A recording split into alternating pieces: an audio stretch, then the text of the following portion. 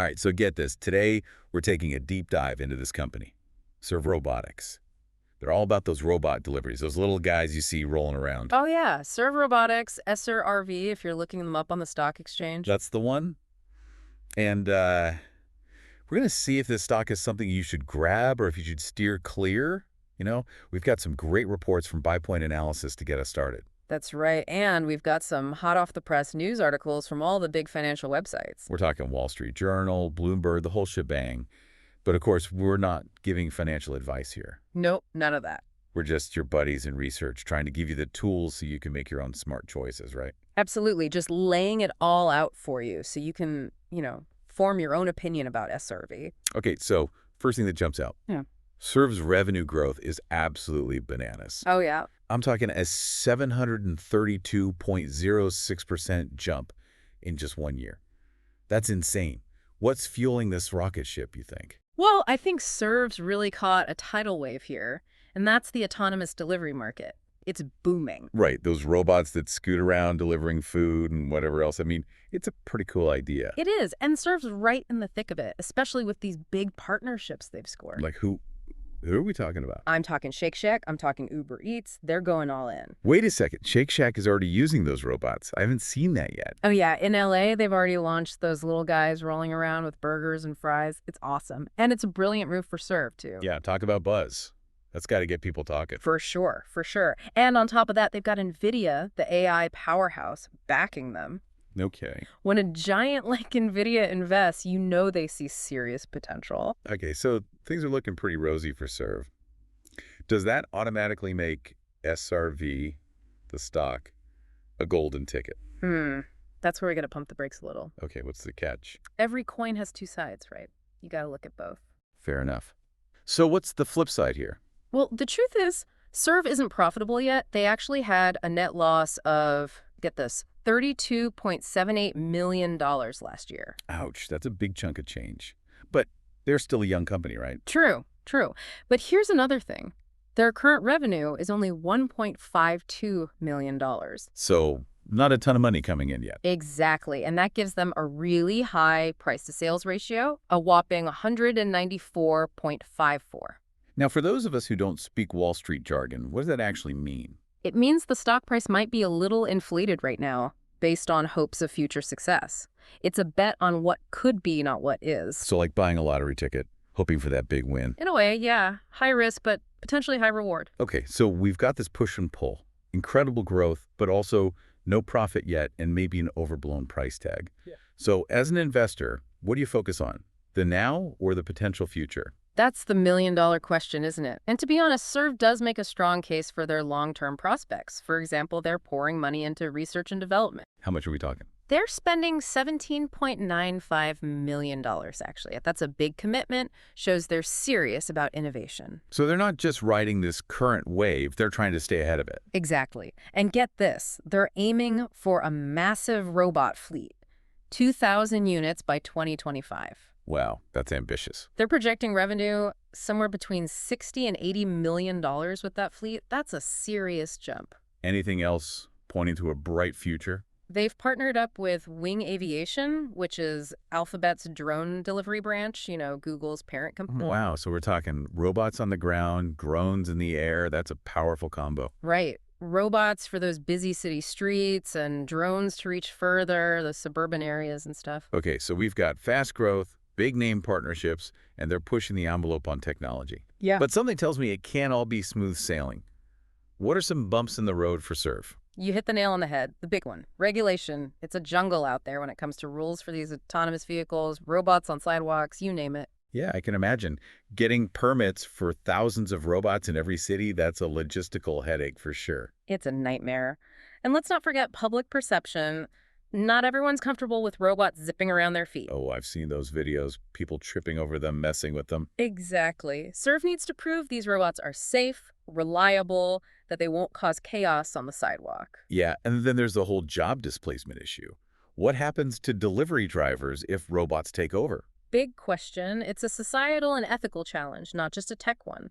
Serve's stepping into uncharted territory there. And then there's scalability. What do you mean? Well, they have these huge plans to expand their robot army, but can they actually make and deploy all those robots, maintain them, and do it all while making a profit? So it's like a juggling act, balancing growth, regulations, public opinion, and making money. A lot on their plate. That's the life of a young company in a booming market, I guess. They're building the plane while they fly it, as they say. And they're not alone, right? Other companies are facing these same hurdles. Absolutely. It's like the Wild West out there. And the companies that can adapt, innovate, and solve these problems, they'll be the ones riding off into the sunset. Okay, so we've talked competition, we talked challenges, but let's flip the script. What's the best case scenario here? What happens if SERV really pulls this off? Now that's where it gets exciting. Imagine a world where robot deliveries are just normal, like ordering a pizza. Like, completely commonplace. Yep. Groceries, takeout, packages, anything you need, a robot brings it right to your door. It sounds like science fiction, but I guess it's becoming more real every day. That's the thing. And SERV is right there on the cutting edge, pushing the boundaries. If they succeed, they could be a major player in a multi-billion-dollar industry. That's a big if, though. High risk, high reward, right? That's the name of the game with these emerging technologies. It's a gamble on the future. So for our listener, what's the key thing they should be thinking about with this potential investment? What's the big question? I think it comes down to their own risk tolerance. Are they excited about this tech, the potential? Or are they a little more cautious, wanting to see how things play out? It's like choosing to jump on a rocket ship. You could end up among the stars, or it could blow up on the launch pad. That's the perfect way to put it. And that's why research is so important. Understand, SERV, their competition, and the risks before making any decisions. Welcome back for part 2 of our SERV Robotics Deep Dive. We've talked about SERV's plan, those big partnerships they've got, and the whole risk-reward thing. But they're not the only ones playing this robot delivery game, right? Not even close. There are a bunch of companies out there all trying to get a piece of this pie. Like who? Who are the big names we should know? Well, you've got Starship Technologies. They've been around for a while. Oh, yeah, I've seen their little robots, those boxy ones. Those are them. And then there's KiwiBot, and even Amazon is in the game with their Scout program. Wow, so it's a pretty crowded field, kind of like a robot race to the finish line. That's a good way to put it. And each company has their own strategy, their own little corner of the market. So what's SERV's angle? What makes them stand out from this robot crowd? SERV's all about those dense urban areas, the busy city centers. Makes sense. That's where you've got tons of people who want their food delivered fast. Exactly.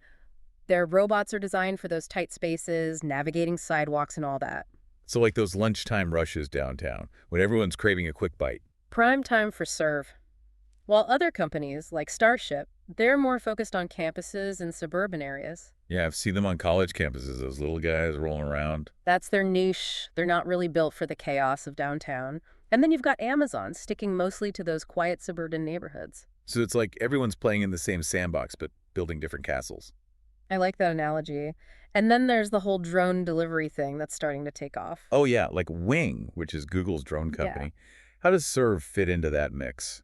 That's where their partnership with Wing gets really interesting. It's like they're creating this super-powered delivery network. Robots and drones working together. Exactly. Robots handle those crowded city streets, those last-mile deliveries. Okay, I see. And the drones can swoop in for longer distances, maybe those hard-to-reach areas. It's a smart strategy. It gives them a broader reach, a way to expand their territory. Okay, so strategic partnerships, a focus on high-demand areas, and this whole robot-drone combo.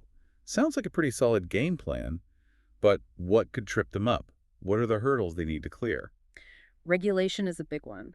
Rules for these autonomous vehicles, robots on sidewalks, it's all still being figured out. Yeah, I can see that being a mess, trying to navigate all those different city regulations. Total nightmare. And then there's public perception. Not everyone's on board with these robots. Some people find them creepy or annoying. Yeah, those viral videos of people kicking them or putting obstacles in their path. It's a real concern. SERV needs to win people over, prove that these robots are safe and reliable, that they won't cause problems. Yeah, it's not just about avoiding collisions. It's about making sure people feel comfortable sharing the sidewalk with these machines. Absolutely. And then there's the potential for job displacement. What happens to delivery drivers if robots are doing their jobs? That's a big one. It's not just about the tech, it's about the social impact, too. Exactly. SERV's wading into some pretty deep waters there. Lots of ethical and economic questions to address. And then on top of that, there's the whole issue of scalability. Can they actually build and deploy all those robots they're planning? It's a massive undertaking. They need to figure out manufacturing, maintenance, all that logistics, and they need to do it efficiently to make a profit. Sounds like a lot to juggle. Rapid growth, regulations, public perception, making money. It's a lot for a young company to handle. It is, but to be fair, these challenges aren't unique to SERV. Every company in this space is facing the same hurdles. So it's more of an industry-wide problem, figuring out how to make this whole robot delivery thing work. Exactly. It's still the early days, the wild west of delivery. Whoever cracks the code on these challenges, they're going to be the ones leading the pack. Okay, we've talked about the competition, the challenges, but let's flip it. What's the upside? What's the dream scenario if SERV can make this all work? Now we're talking. Imagine robot deliveries are just as normal as ordering a pizza. It's just how things are done. Like totally seamless, robots everywhere. Exactly. Groceries, takeout, packages, all brought to you by a friendly neighborhood robot. Sounds kind of futuristic, but also pretty cool. It's the future we're heading towards, and SERV's right there on the front lines. So they could potentially be a major player in this whole new world of delivery. If they can execute their plan and overcome those challenges, they could be huge. We're talking a multi-billion-dollar industry in the making. That's a big if, though. There's a lot that could go wrong. There is. It's a gamble, but that's what makes it exciting. It's investing in the future. So what should our listener be thinking about here as they're weighing this investment? What's the big question they should be asking themselves? I think it comes down to their appetite for risk. Are they excited about this tech, the potential for disruption? Or are they more cautious, wanting to see how things play out before jumping in? It's like choosing between a roller coaster and a carousel, right? One's a wild ride, the other's a little more predictable. That's a good way to put it. And that's why research is so important, understanding SERV, their competition, the whole landscape, before making any decisions. And we're back. Last leg of our SERV Robotics journey. That's right, part 3. We've covered a lot of ground, their strategy, the competition, the good, the bad. Now it's time to look under the hood, see what their financials are saying. Yeah, let's crunch some numbers and see if their books are as impressive as those shiny robots. All right, so remember, SERV's still a young company, still in that growth phase. Meaning they're not making money yet. Exactly. In fact, their net loss last year was a pretty substantial $32.78 million. Yeah, that's a big number, but they did have that crazy revenue growth, over 700%, right? Impressive, no doubt, but revenue growth alone doesn't tell a whole story. So what else are we looking at? We got to look at the actual revenue, the dollars and cents coming in, and right now it's only $1.52 million. Okay, so not a ton of cash flowing in yet. Not compared to their market cap, which is way up at $408.18 million. That's a big difference. I guess that explains why their price-to-sales ratio is so high. Right. That 194.54 we talked about earlier, it means investors are betting on future potential, not current earnings. So they're basically buying into the hype, hoping SERV will become a giant. In a nutshell, yeah, it's a high-risk, high-reward situation. So with their earnings report coming out November 7th, what should we be watching for? What are the key signals? Continued revenue growth is number one. They got to show they can keep that momentum going. Right. They've set some ambitious targets for themselves. 2,000 robots, $60–80 million in revenue by 2025. Exactly. So the earnings report will give us a glimpse. Are they on track or are they falling behind? What else should we be looking for? Operating expenses, their cash burn rate. How much are they spending to fuel this growth? Yeah, we got to find that balance. Growing fast, but not burning through their cash too quickly. Exactly. And another thing to watch, their gross margins and customer acquisition costs. What do those tell us? Gross margins show how efficiently they're producing and operating those robots. Higher margins are good. Okay. And customer acquisition costs. How much does it cost them to get each new customer? Lower costs mean they're finding smart ways to grow their business. So lots of numbers to watch, but it's not just about the company itself, right? Right. The economy, interest rates, the overall mood of the market, all that plays a role. So even if SERV is doing everything right, external forces can still impact their stock price. Unfortunately, that's the reality of the stock market. Okay, so after this deep dive, the million-dollar question. Buy, sell, or hold SRV? We can't give financial advice. We've given you the information. Now it's up to you.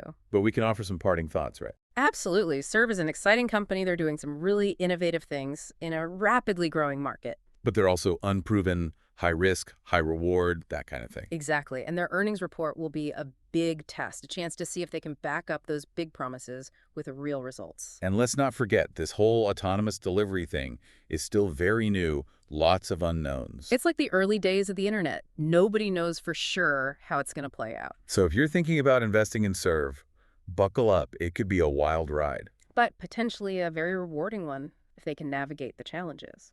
Well, that about wraps up our deep dive into SERV robotics. Hope you enjoyed it. And remember, folks, do your own research, make informed decisions, and don't invest more than you can afford to lose. Sound advice. Until next time, happy investing, everyone.